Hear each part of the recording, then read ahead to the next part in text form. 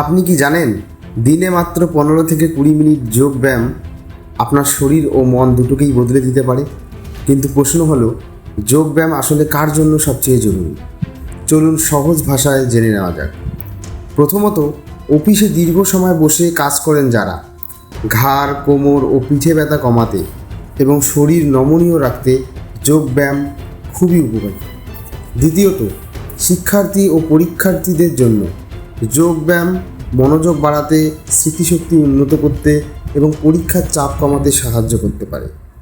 তৃতীয়ত, গৃহিণী ও কর্মজীবী নারী পুরুষদের জন্য প্রতিদিনের মানসিক চাপ, ক্লান্তি ও উদ্বেগ কমাতে নিয়মিত যোগ ব্যায়াম কার্যকর হতে পারে।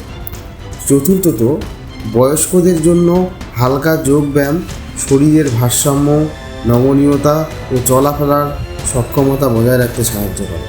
পঞ্চমত, যারা ওজন নিয়ন্ত্রণে রাখতে চায়, সুষম খাদ্যাভ্যাসের সঙ্গে যোগ ব্যায়াম করলে ক্যালোরি খরচ, শরীরচর্চার অভ্যাস এবং ফিটনেস বজায় রাখতে সহায়তা করে। কেন যোগ ব্যায়াম এত জরুরি? শরীরকে নমনীয় ও শক্তিশালী রাখতে সাহায্য করে, মানসিক চাপ ও উদ্বেগ কমাতে সহায়ক, ভালো ঘুমে সাহায্য করতে পারে, শ্বাস প্রশ্বাসের নিয়ন্ত্রণ উন্নত করতে সহায়তা করে, নিয়মিত ব্যায়ামের অভ্যাস গড়ে তুলতে সাহায্য করে।